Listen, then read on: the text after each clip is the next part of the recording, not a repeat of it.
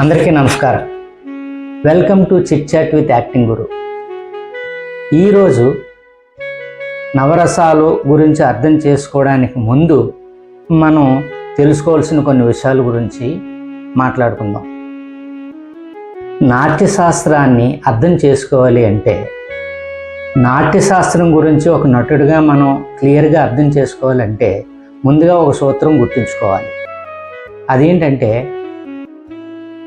విభావానుభవ వ్యభిచారి సంయోగాత్ రస నిష్పత్తి.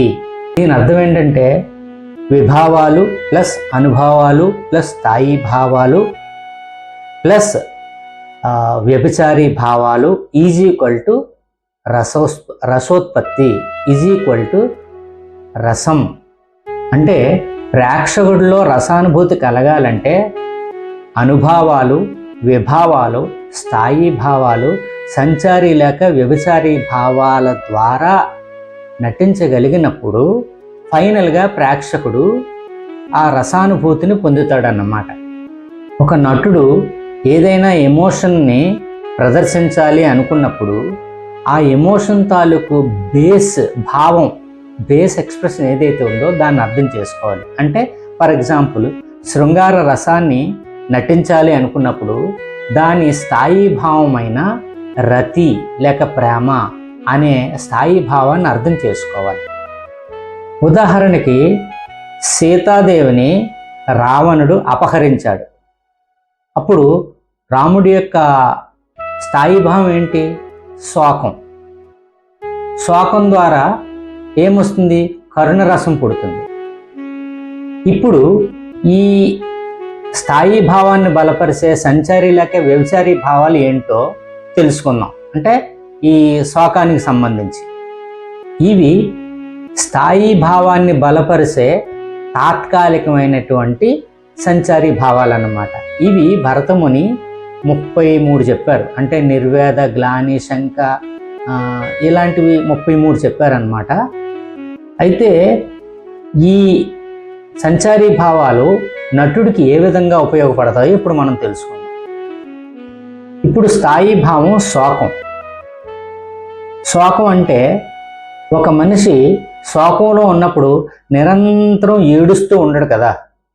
సో తాత్కాలికంగా శోకానికి సంబంధించిన సంచారి భావాలు వచ్చి వెళ్ళిపోతూ ఉంటాయి. అవి ఏంటో ఇప్పుడు చూద్దాం.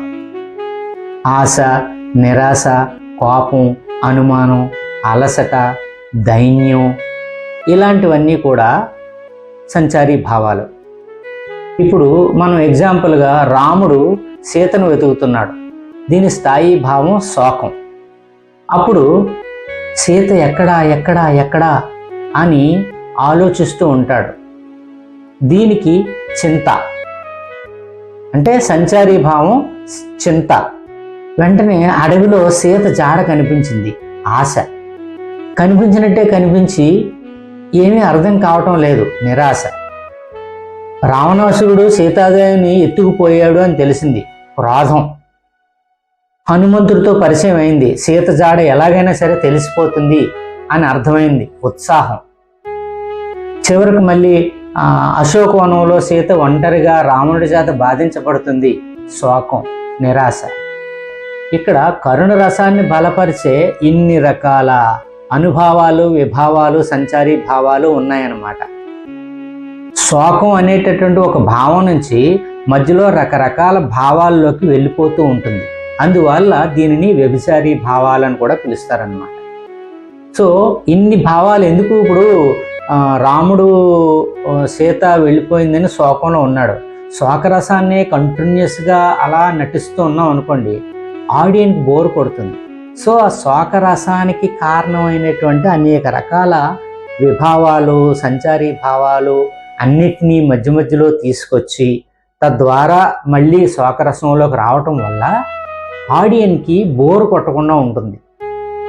బేస్ భావం, ఆ ఏదైతే శోకం అనేటటువంటి భావం ఉందో స్థాయి భావం, ఆ స్థాయి భావాన్ని మార్చడు, కానీ ఆ స్థాయి భావాన్ని మెయింటైన్ చేస్తూ అనుభవాల్ని, విభావాల్ని, సంచారి వ్యభిచారి భావాల్ని మారుస్తూ ఉంటాడు.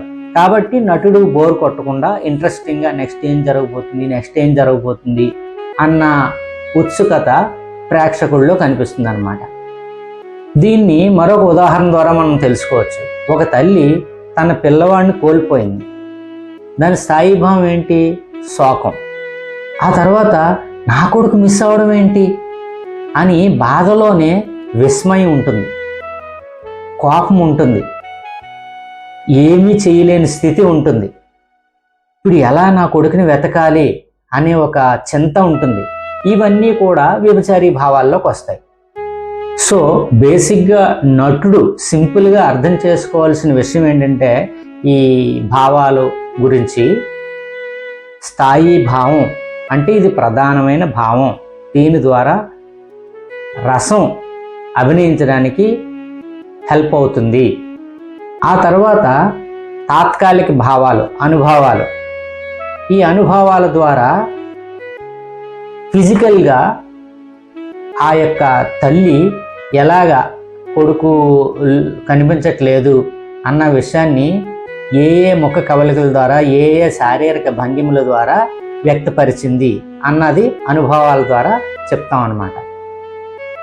సో మనం నవరసాలను గురించి అర్థం చేసుకోవాలి అంటే యాక్టర్గా ముందు మనల్ని మనం ప్రశ్నించుకోవాల్సిన విషయం ఏంటంటే ఒక పర్టికులర్ సీన్లో మనం ఒక రసాన్ని అభినయించాలి అంటే దాని తాలూకు ప్రధానమైనటువంటి స్థాయీభావం ఏంటి, తాత్కాలికంగా వచ్చి వెళ్ళిపోయే సంచారి వ్యభిచారీ భావాలేంటి, ఈ స్థాయీ భావాన్ని బలపరిచే అనుభవాలు విభావాలు ఏమిటి అని ఒక్కసారి మీ అంతటి మీరు క్వశ్చన్ వేసుకొని దాని గురించి ఆలోచిస్తే అప్పుడు ఆ పర్టికులర్ శోకం అనేటటువంటి భావాన్ని మనం అభినయించడానికి వీలవుతుంది అన్నమాట.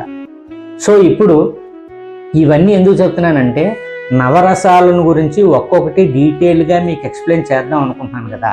సో నేను సడన్గా సంచారీ భావాలు, స్థాయి భావాలు, వ్యభిచారీ భావాలు అంటే మీకు కన్ఫ్యూజన్ ఉంటుంది అని ముందుగానే మిమ్మల్ని ప్రిపేర్ చేస్తున్నాను అనమాట. సో మీకు ఈ అనుభవాలు, విభావాలు, స్థాయి భావాలు, వ్యభిచారీ భావాల గురించి అర్థం చేసుకున్నారని అనుకుంటున్నాను. Will meet in the next episode. Thank you very much for watching. అందరికీ నమస్కారం.